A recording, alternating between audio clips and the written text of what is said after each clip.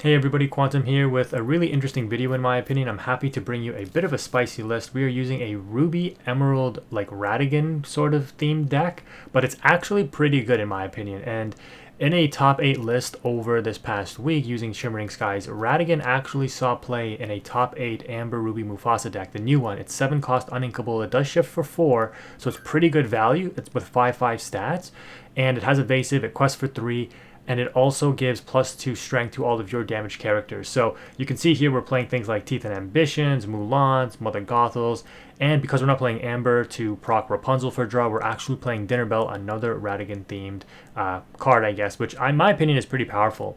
My opponent here on the other side here is on a Queen focus deck. So the Queen, if you watch my Sapphire Shimmering Skies review, got a lot of new support in this set. And you're going to see some of the synergy that my friend was able to utilize here. These matches are super interesting in my opinion. They were very close. So I think, yeah, if you're interested in building something like this, definitely watch this out. I will do a separate video for the deck profile. Anyways, we're going to go ahead and drop an Ursula Deceiver, and I actually get a song that I was not expecting that, and I have to read these Queen cards because I don't know what they do, even though I just reviewed them, but it was after we played this match. But my friend really let me see how good this kind of archetype can be, and it looks pretty promising for the future. I'm really excited to see what Ravensburger will do for these character-themed kind of decks, because it makes things like the Magic Hat and things that you can call top decks with. Like if you just know half of your deck or more than half of your deck is the Queen, you know, things like Queen Sensor Core, the Magical Hat, I forget what it's called, guys, but the Sorcerer's Hat or something, where you can like exert, name a card, reveal a top card. Bruno, right, to reveal a top card, very likely to hit and get free card advantage off of things like that. Anyways, after we drop Mulan and Ursula Deceiver, we're going to drop Clarabelle, but my opponent's hand is looking pretty thin, so we're not going to be able to get the draw off the Clarabelle, but we just want to set up the potential shift in case the opponent does end up generating some card advantage, which, as he drops this Queen, he will be able to do. He gets 1 Queen off of the Scry 3, and between the Queen of Hearts giving additional 1 lore to all villains, which the Queens are, my opponent is building up a bit of a decent sized board. However, because we are on Ruby, you know that we're on Be Prepared. So as long as we can prevent them from getting a little too far ahead, we should be good. Now keep in mind we were on the draw in this match, but we're going to have to try and do something to swing tempo back in our favor. This Queen Commanding Presence continues to check us pretty hard, because if we quest with anything, the Queen Commanding Presence will essentially be able to take it out for free. So we're in a bit of a interesting game state where if I want to get this Queen Commanding Presence off the board without having to be prepared, I have to bait it into questing or attacking, probably questing, so that they can take out something of mine for free, but it will leave the Queen vulnerable and exerted, and then I have to use one of my things to take it out. So it's going to be a little bit hard to set that up. But here you can see me on turn 4 opt to set up the RATIGAN, and this card has an effect that when it has damage on it, it gets a permanent +2 strength, so it becomes a 3/5 body for 3, and of course, one of the main reasons we are playing it as well is because it is a shift target. I have to read all of these, the Queen cards or Queen of Hearts cards. This thing is going to allow my opponent to quest for a lot if they do end up setting up a wide Queen board, the Queen of Hearts that is. They scry again with the same Queen, and they get 2 card advantage there. They get 2 out of the 3 cards being the Queen, and you can see the board is going pretty wide here. I'm getting a little worried. They're just going to quest with the Queen of Hearts, trying to bait me into start using some of my threats here. And then they're going to quest for 6 because these other 2 queens get +1 lore off of the Queen of Hearts questing before they did. So the opponent has some pretty good pressure on board. They instantly go up to 8, and I have to be a little worried now about the situation. We draw Super Goof, and again, this is what I was thinking with the synergy. Like if I drop Super Goof challenge into something, he takes damage with the RATIGAN on board, he now becomes a 4/4 body. So if my opponent tries to trade out into the Super Goof, they're now trying to trade out into a 4/4 body, right? And obviously Super Goof I've talked about before, I think is pretty strong because of the whole, you know, gain lore on challenge. Here you can kind of see the immense value of the RATIGAN, having evasive, being protected from anything my opponent can play right now. It's going to be able to shift onto the existing RATIGAN, and being a 5/5 body, it's going to be able to crash into the Queen of Hearts to stop that extra lore gain from my opponent here, and the Ratigan, like I said, will be protected because it can't be challenged back. Yes, I will take 3 damage, but being on Amber and Sapphire, my opponent will likely not have a way to out the Ratigan via damage. They're going to have to out it with like a Let It Go or something, or a Hades if they're on those, and that will give me +2 ink to my inkwell since I shifted the Ratigan here. So I actually end up not challenging. Instead, I'm going to sing Teeth and Ambition. So look at this play. I sing Teeth and Ambitions with the Ratigan to put 2 damage on Ursula. So now Mulan and Ursula are both boosted in strength. Mulan is now a 4/3 body, and Ursula is a 3/3 body. So the Teeth and Ambition takes out the Readied Queen Regal Monarch. The Mulan will take out one of the Exerted Blue Queens, or I guess Ursula Ursula and Mulan will take out both of them. And just like that, I'm able to clear up the board, and I actually leave the Queen of Hearts on board. Interesting, okay. But yeah, you can see kind of some of the synergy we get there. We literally, I don't know why I put the Teeth and Ambitions below the Ratigan there, but we literally took out 3 characters there. Which, you know, for stat is pretty good. Now, their queens did replace themselves, and here they drop a 3rd version of that queen, and I'm like, holy, the card advantage never stops. But yeah, they're going to go ahead and get another new queen to hand. This is one of the older ones, I think, from set 3 or 4. It's just like a Scry 3. But they're going to go ahead and ink one of the queens. I think it was that one that they just showed me here. And they still have 2 ink to work with.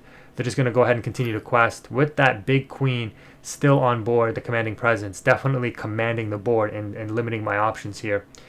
So I'm kind of at a loss of what to do. The Clarabelle shift is available to me if I go up to 5 ink, but I won't really gain too much advantage off it. I get a draw 1 if I ink and play it, because my opponent has 2 cards in hand. And you could argue that it is something good to do, but the issue is if I try to challenge or exert the Clarabelle, even though she's a big 5/6 body, the Queen Commanding Presence will definitely just out it right next turn, because if I get damage on Clarabelle, she'll become a 7/6. The Queen will reduce her by 4. She'll become a 3/6, and then, you know, whatever they boost up, they'll instantly take out the Clarabelle. And this is what I was talking about, guys, in previous videos. If you've watched my gameplay videos, where I say like the Queen Commanding Presence is just such an amazingly powerful card right now. I'm such a fan of this card. I think it's absolutely like very, very good. And you can see it kind of in action here. Like, it has to be dealt with, otherwise it's just pure card advantage for the opponent. And the longer I wait, things like this happen. Oh, maybe I was trying to cheat and get like a 3rd ink. That's why I put it at the bottom of the Ratigan. No, I'm kidding, guys. It was obviously I spotted it there. But no, I get 2 ink because the Hades comes down on my Ratigan, which is nice because I missed an ink, or I think 1 turn of ink. I draw another Ratigan here, though, and I'm like, okay. I do have to worry the opponent's at 9, and they have 6 questing pressure on board, meaning they can go to 15. And again, they don't even need to exert the Queen Commanding Presence. They can just quest with their other characters, and that Commanding Presence is just backing them up, saying if you want to quest or challenge into the characters, you're going to risk getting taken out for free. So in the end, yeah, we just drop, I think, another... or we just drop the Super Goof there and don't do anything, which is kind of interesting. The opponent plays the King Candy to draw 2 and put 1 back. And I don't know if they were like specifically playing around me getting a Shift Clarabelle and getting all that free card draw, but they definitely do a great job in making sure that I don't proc the ability here. And this King Candy also quests for 2, so now they have 8 questing pressure on board. They're going to sing Let It Go with Hades, which I'm like, oh no, not my other Ratigan, no, and then play out another Queen, the one with Ward. I think that one still only quests for 1 though. We draw a John Silver, which can slow the opponent down just a little bit, and what we could do here if we still had a developed board is use the John Silver to stop the Queen Commanding Presence from questing, which is another great answer in the interim until we actually hard remove it, because then the Queen cannot proc her ability if we give her Reckless. She'll be forced to challenge if there's an exerted character. Of course, there are ways to play around that, like they can out my characters with other things they have on board so that they're not forced to challenge with the Queen Commanding Presence, but you can just see how much of a big threat this is. So in top deck mode now, my opponent is continuing to go wide. They drop the Hans, which gains them 1 lore out of nowhere, and this thing also quests for 2, a 3/2 body. But they're counting up their lore there, 1, 2, 3, 4, 5, 6, 7, 8, 9 lore. They can go to straight up to 19 if they quest with everything. But they opt not to. They're just going to quest with some of their big bodies, preserving their other cards here because they don't want to get too hard traded out. My guess is they thought we were on some strength modulating stuff beyond the Ratigan, which would allow us to really proc the Super Goof to take stuff out as well. And I top deck a Be Prepared, so my opponent definitely gets punished. If he ever watches this back, he's gonna, you know, I definitely sacked him in this match, right? Because he basically had the victory here. But we're gonna go ahead and challenge with the Super Goof to gain 2 lore, and then quest for 3 more, and then drop Be Prepared, and we've got a beefy character in Clarabelle to drop on the follow-up here, and my opponent is also in top deck mode. And at this point in time, I'm feeling more confident with my top decks because I feel like I have better like statted characters at this point in the game than they do. So I think they drew a Duke, which is interesting there. It would boost up all of their Queen cards for sure, so I can understand why they're playing it. And yeah, strength modulation in this game, guys, is definitely an interesting facet of the game. I think it's gonna introduce a lot of dynamics into the game here.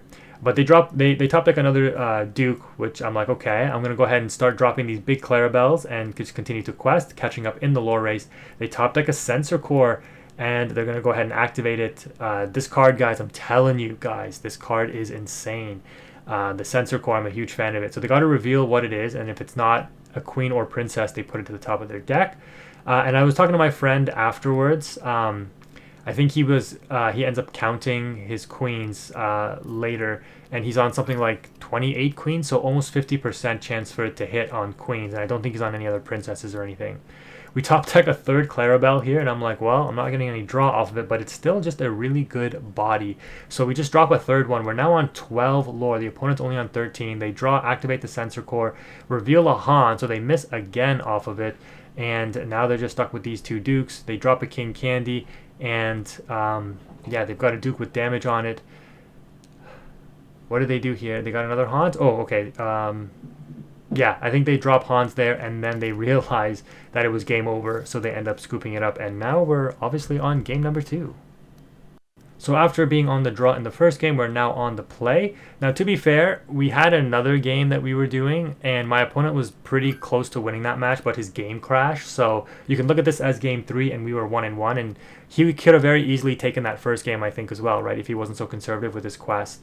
But anyways, to start things off, we're going pretty fast pace here. We drop the Ursula Deceiver to take a look at the opponent's hand. We got double Sensor Core and double Queen Commanding Presence. Such a strong opening play. But being on the play now will allow us to generate a little bit more extra advantage, forcing the opponent to be more reactive to our threats. Okay, so instead of shifting Queen, they opt to develop the Sensor Core, which will start to trigger and gain them lore. Thankfully, we do have 1-drop Clarabelles, which can out that item, thankfully, because there's nothing really in this in combination otherwise that you would really play. Like, I know there's the action that banishes items, but you're not really going to play that. We're going to play Clarabelle, and again, this is where this card can really shine when you're on the play, because your opponent being on the draw has that extra card, meaning that cards that, like Clarabelle, that draw when your opponent has more cards in hand will likely proc easier. To prevent the lore gain and the shift of the Queen, we end up Teeth and Ambitionings singing with the Ursula there to take out the Queen Regal Monarch. The opponent opts to develop a second Sensor Core here. I'm thinking that their guess is they want to use the Sensor Cores to try to claw back the lore deficit at some point, because we've seen what they did in game 1 where they were able to flood the board with queens, and all they need is a couple of those queens to stick, or one really, and then these Sensor Cores are going to keep proccing the lore gain. We're going to go ahead and really think for a while here on what to do, because I think I'm like, do I keep this You're Welcome? I think so, because it's one of my really efficient removal pieces, even though it gives draw 2, or I can draw 2 for myself. I do have this Ratigan line, and I do have Dinner Bell with a damaged Ursula on board as well. So here I'm thinking, like, do I ink this Mulan or not? Because I also have a line of play where I can ink the You're Welcome, which is what I do, and play the Ratigan and the Mulan. Again, knowing that the opponent is on Amber and Sapphire, going wide on a board here is a way to really combat these decks. And one of the traditional reasons why these ink combinations haven't been too popular in the past is because they don't really have good answers to wide boards other than challenging. So they activate one Sensor Core and they reveal a Hades. So clearly my opponent is hurting if that's the first action they do, using up their ink. We know that they have double Queen Commanding Presence in hand, or I think they inked one, so they have one left. We draw a Be Prepared, which is okay, but it's one of those non-inkables, so we're going to actually miss ink for the turn. And this deck doesn't actually play that many un-inkables. I think it's like, it's either 12 or 16 or something. I think it's 12 though. But yeah, we just opt to play the Dinner Bell here, and next turn we're going to hope to proc it. The opponent could be on Cusco's, which would put the Dinner Bell into the inkwell, and that would hurt a lot, because this is one of our primary draw engines along with the Clarabelle. But the opponent is able to ink and drop the Queen Commanding Presence.